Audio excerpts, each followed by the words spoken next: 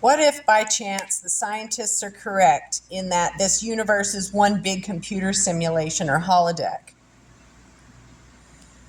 What if by chance this universe was set up so that the spirit could participate in a kindergarten of sorts, to learn, experience, and grow as a spirit? What if I'm right and that we are here to mature as spiritual beings so that we can grow up to be independent, responsible, accountable spiritual beings? Would that change how we view things here on earth or how we live this physical life we find ourselves in? The paradox of all those questions are significant. Many people out there believe we are all one. The paradox is that we are all one and we are also individuals.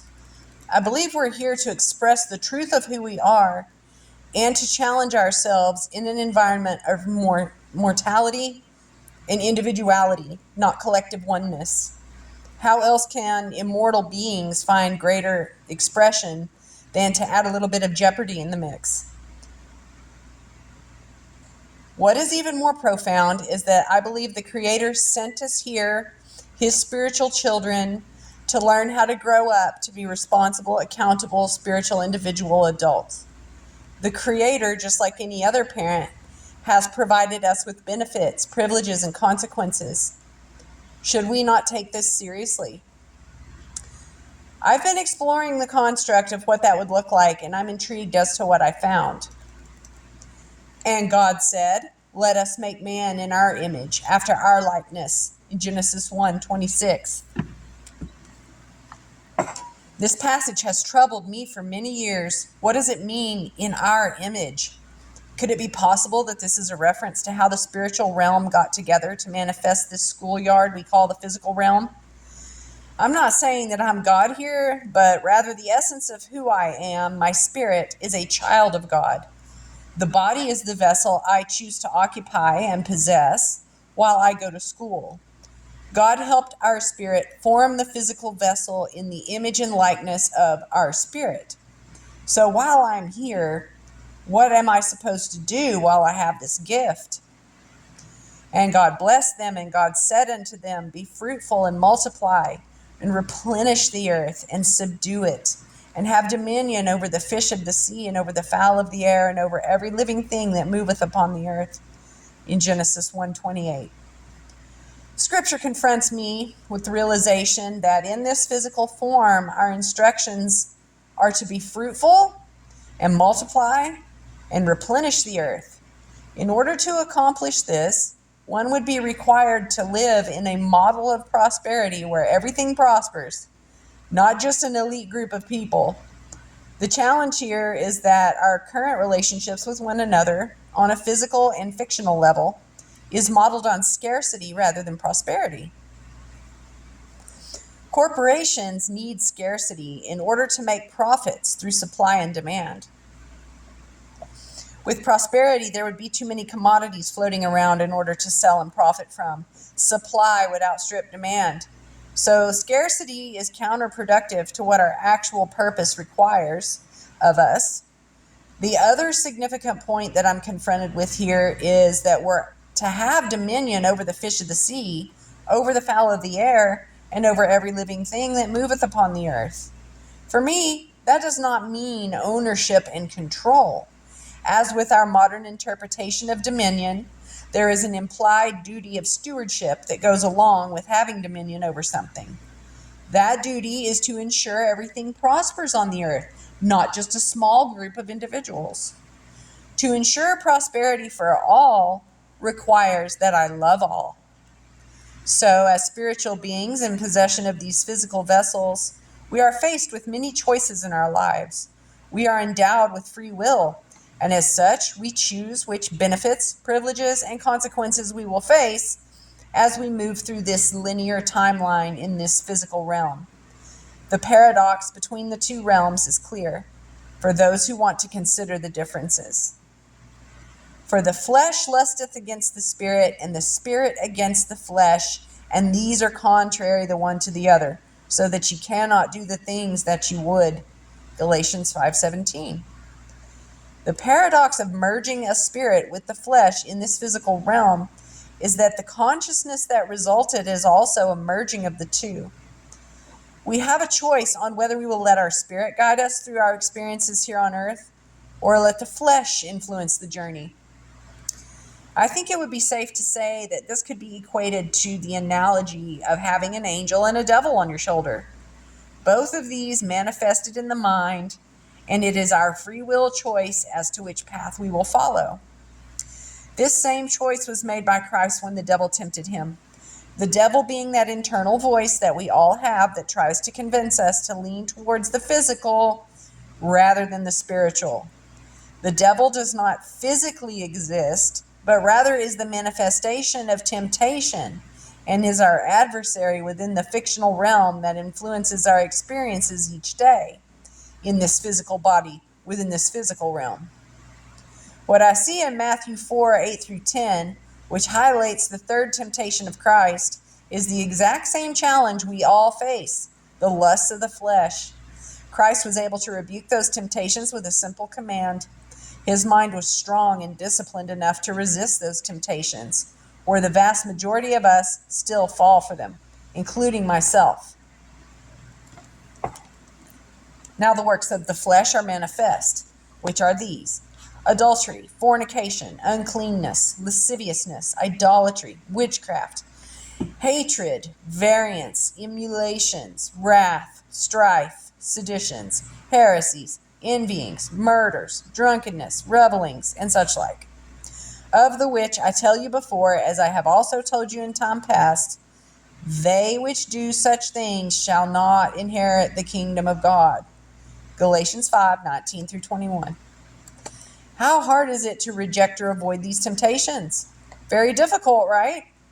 Especially with all the multimedia, websites, TV, radio, and print out there, published by those who are fully immersed in these activities and paid for by those who want to enslave the physical world through the fiction. Now, before I go any further, I think it's important to discuss the Bible. I read, study, and research the Bible. However, I do not trust it. Yes, I know lots of people believe it to be the Word of God. I must also consider that the works of the flesh have had a few thousand years to manipulate and bastardize the writings in the book. Let me give you a few examples. The quotes that I write about come from the King James Version of the Bible. The Old Testament was translated from Hebrew and the New Testament from Greek. I have yet to explore texts that were written in Sanskrit, etc., but this will do for my point. So let's take the word witchcraft from the most recent quote from Galatians. If I was to use the English translation, then the works of the flesh would include witchcraft, a female magician, sorceress. In later use, especially a woman supposed to have dealings with the devil or evil spirits and to be able by their cooperation to perform supernatural acts. However, that word witchcraft was translated from the Greek word pharmakia, which is defined as the use or administration of drugs, poisoning, sorcery, or the deceptions and seductions of idolatry. For me, the implications of this one word showed me just how much manipulation there is depending on the intent of those who do the translations. Narrators aside here, I'm just going to throw in that it's also dependent on the intent of those teaching English in the government schools. Okay, that's the end of my narrators aside. Yes, that would include my own bias as well in that list. Suffice to say, pharmakia is the root word for pharmaceutical, the basis for the entire pharmaceutical and medical industry in the world today. So does that mean the whole pharmaceutical and medical industry is involved in the works of the flesh? I would suggest that yes, indeed they are engaged in the works of the flesh. So why the manipulation? Well, could it be that when the 1611 version of the King James Bible was being translated that there was a witch hunt going on? How much easier would it be to justify killing women when Scripture suggests that witchcraft is taboo? So why not translate the Bible so that the king can more easily justify his desire to hunt witches? Romans 13 is also a famous passage used by kings and those who wear the masks of the state to maintain control over the masses. I've taken translations of this passage from several different versions to show my point. The first is from the New International Version, the NIV, which was translated in the 70s. Everyone must submit himself to the governing authorities, for there is no authority except that which God has established.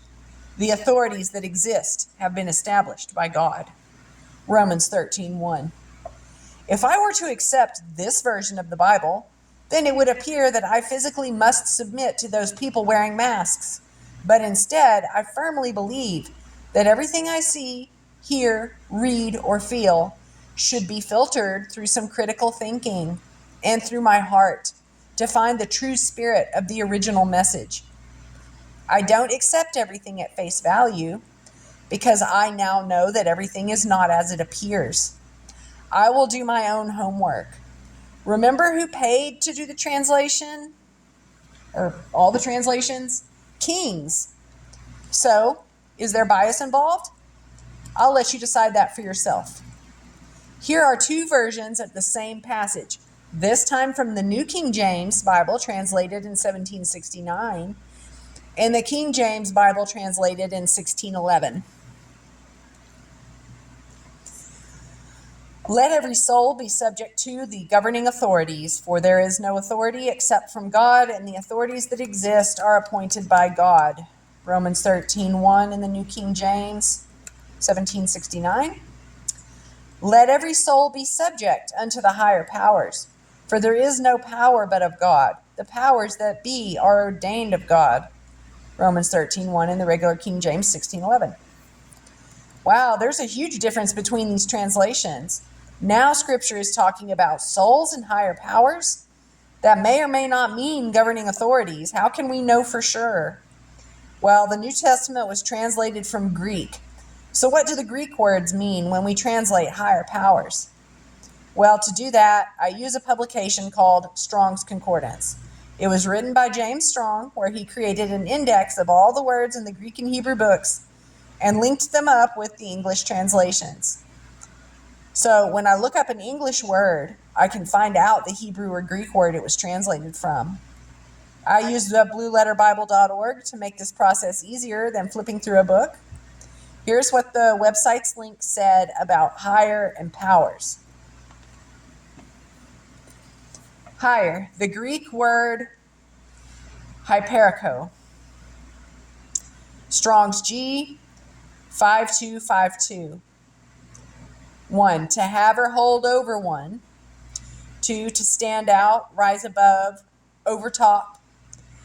A, to be above, to be superior in rank, authority, or power. I, the prominent men, rulers. B, to excel, to be superior, better than, to surpass. Powers, Greek word exousia. Strong's G, 1849. 1, power of choice, liberty of doing as one pleases. A, leave or permission. 2, physical and mental power. A, the ability or strength with which one is endued, which he either possesses or exercises.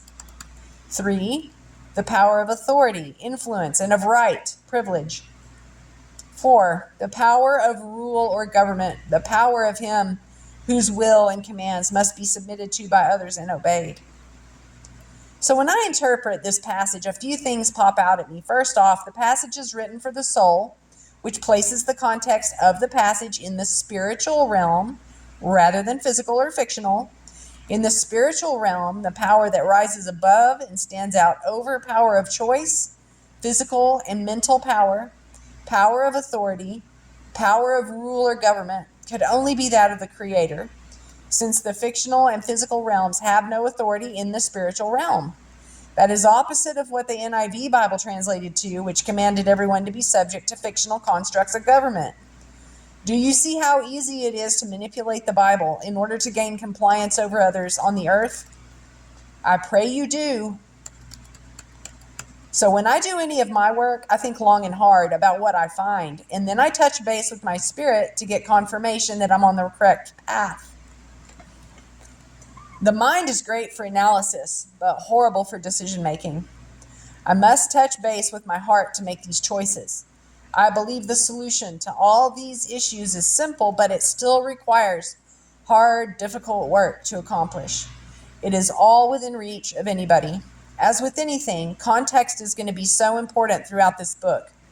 When we accomplish this level of discernment, we need to let the Spirit guide us rather than our mind, as the fictional constructs will lead us astray. Let's get back to the works of the flesh. I suggest that the vast majority of people on the face of the planet have succumbed to the works of the flesh. I believe it occurred because we're all behaving like children. And as such, we all look for parents to help look after ourselves so that we can go off and do whatever we want.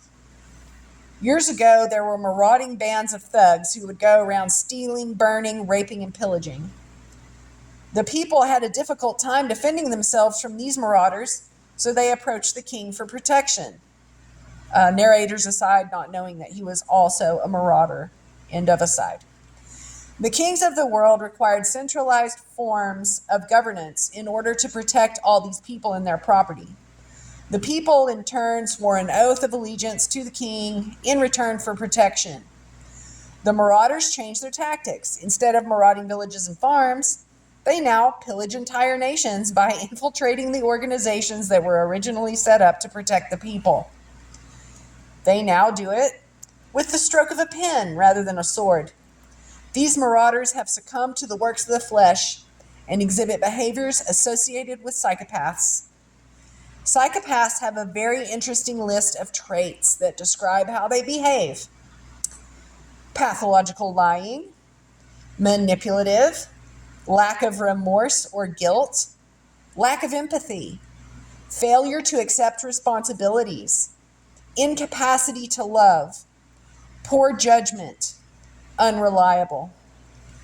Would these symptoms describe the works of the flesh being manifested?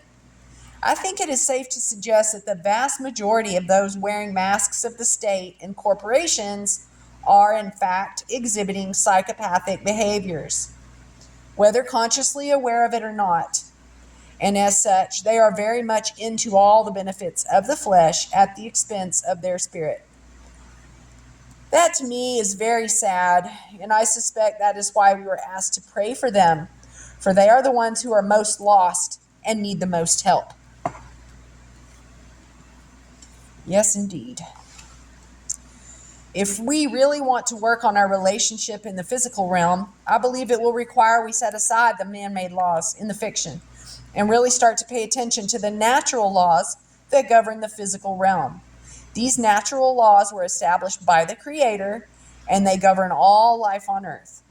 As our physical bodies are an integral part of the earth, they too are subject to these natural laws. We cannot escape it, no matter how far we bury ourselves in the fictional realm. The vast majority of us are completely ignorant of what these natural laws are, so we fumble around in life, victims to consequences we don't understand. I do not profess to being an expert in this area, as I'm still learning and working to figure this all out. My martial arts training did teach me a few key lessons, though. In the martial arts, we do extreme physical training. As an instructor, it is my job to observe the learning styles of each of the students. Some people learn best through audio clues. So as I train, I'm explaining every move verbally.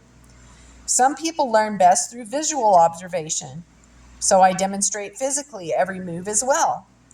However, some people learn by having their limbs manipulated physically so they can feel it for themselves. It is a challenge at times, but a good instructor will be observant so that he can help the student. I don't know about most people, but I got into the martial arts to find some mental discipline to help with my depression. Through 10 years of training, I found that the benefits of that level of vigorous training was way more than I thought it would be. Martial arts training taught me that the mind is a powerful tool and its own worst disability. The power of belief has real consequences in the physical realm. If one believes that their body is not capable of accomplishing or performing a specific task, it will sabotage the body to ensure that it is right, the ego. My job as an instructor is to push the student to break through these self-limiting beliefs, to show the student that the body, in fact, can accomplish way more than what the student believed it could do. The training is so intense that the student must focus 100% of the conscious mind on what they are doing in order to start to program the subconscious. Through repetition, we can then get to a point where the conscious mind can then focus on the next lesson and let the subconscious take over what was learned. We do it through gradual steps and repetitive training rather than a single leap. It would not be fair to a new student to set up 5 bricks to break in their first class.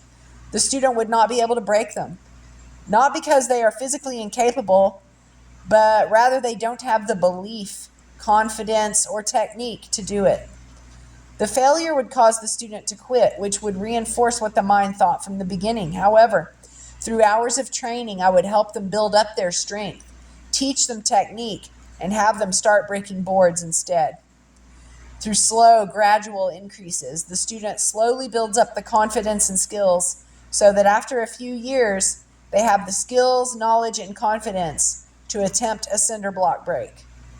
The mind would reject and sabotage the possibility of accomplishing such a break without going through this process.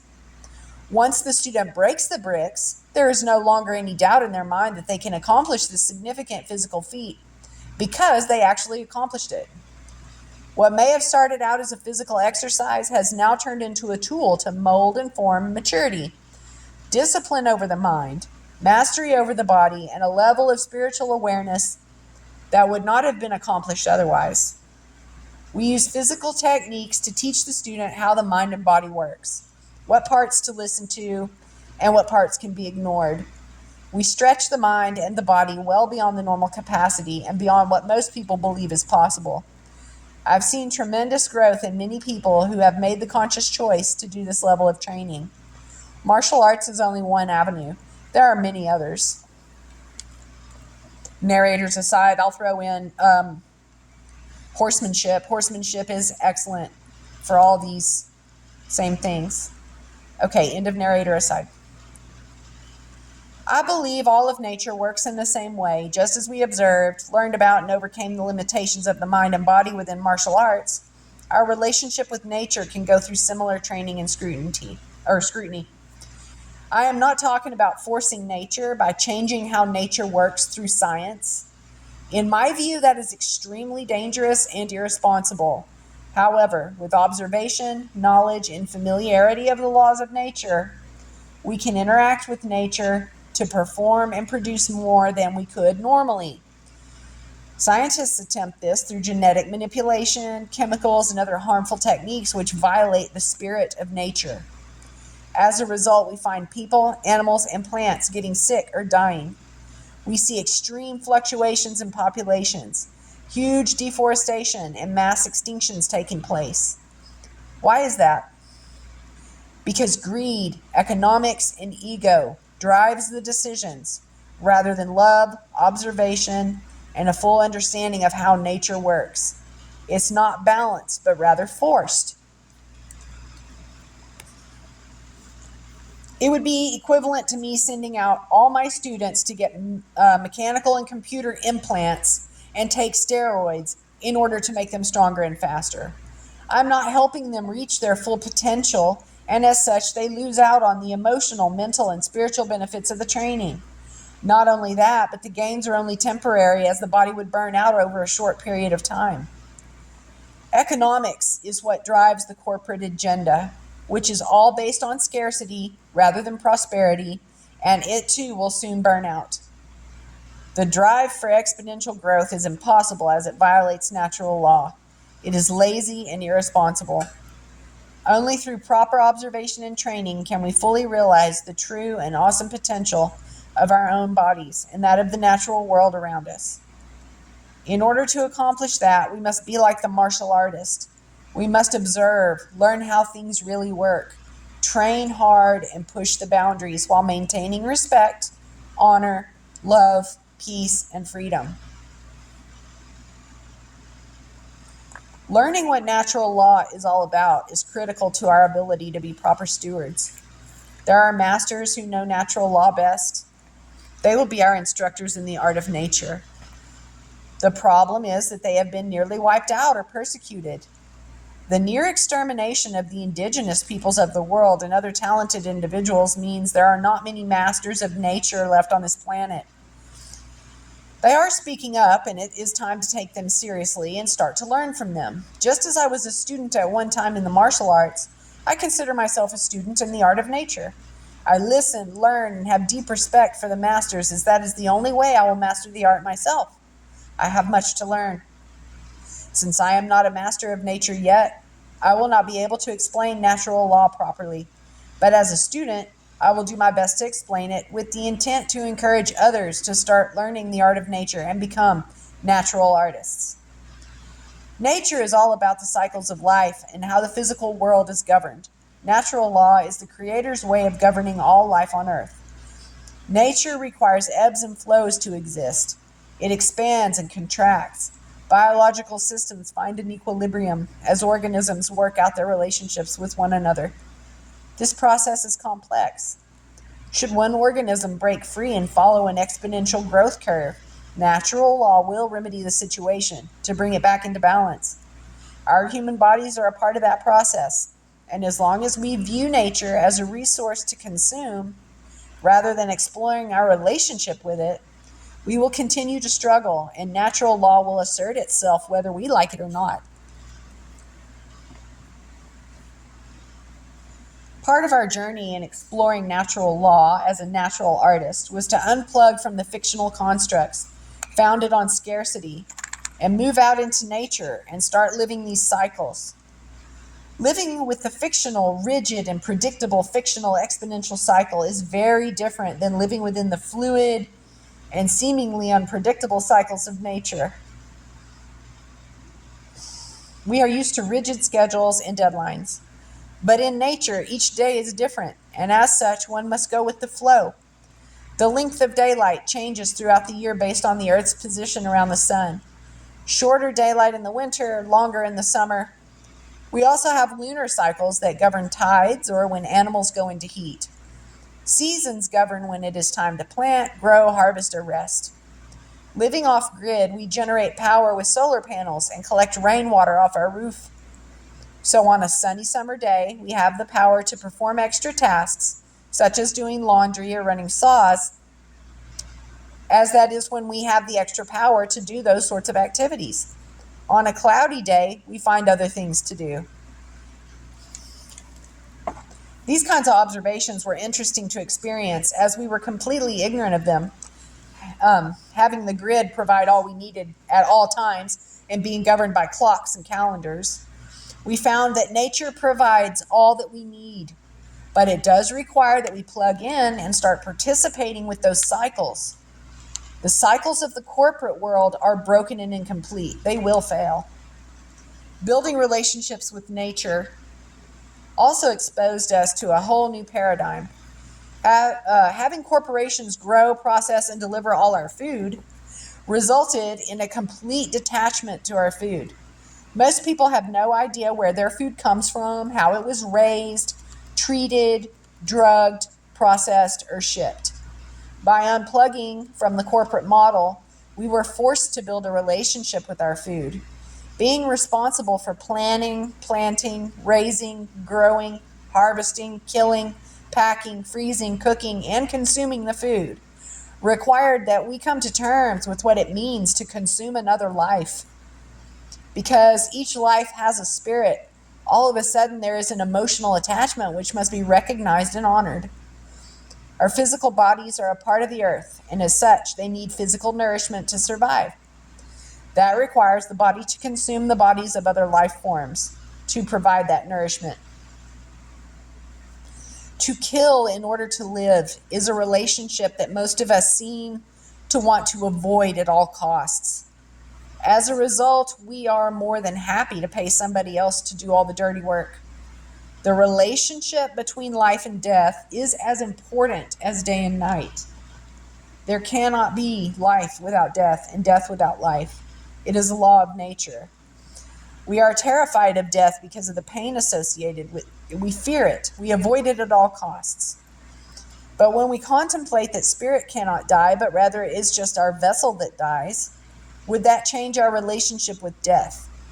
If I was to kill a chicken to eat, would it be prudent to give thanks to the spirit of the bird for giving its vessel so that I may live? Am I able to do that if I purchase it in a store long after the spirit has moved on? The relationship is not even close to being the same. To honor the spirit of the plant or animal that I kill is to recognize and honor my relationship with the spirit at the very moment that I separate the spirit from its vessel and get consent to do so prior to forcing that separation, no matter what form the spirit took while it was here, plant or animal. Just to be clear, I don't have a hate on for science. I recognize that science is dedicated to learning about the natural realm. It has its place and it is important. What I caution, though, is allowing science to play God. I want to do the work to learn about nature and build a strong, healthy relationship with it, living within its cycles. Only through observation, trial and error, training and repetition will I then come to terms with what that relationship truly is and be able to prosper with it. In the process, I will find further mastery over my mind, body, emotions, feelings, and spirit. That, for me, is what true stewardship is all about. To get there will require great disturbance, as mankind is well beyond the point of sanity when it comes to having a healthy relationship with our physical environment. Our way of life is so detached and unplugged from nature that we are in perilous danger. It is impossible to govern nature using a centralized model because every location on Earth is as unique as each individual. Natural law is going to reassert itself and reestablish balance. We are all in for a world of change. Those that embrace the change will do fine. Those that resist will perish. It is up to us to steward our little corner the best we can and work together for the betterment of all. The test for me will be to see if we can all look past the letter of what I write and look into the spirit of what I'm talking about. If we can find some common ground and agreement, no matter the background, culture, religion, or belief structure, then we are more likely closer to seeing the physical world as it actually is, rather than what we all think it should be.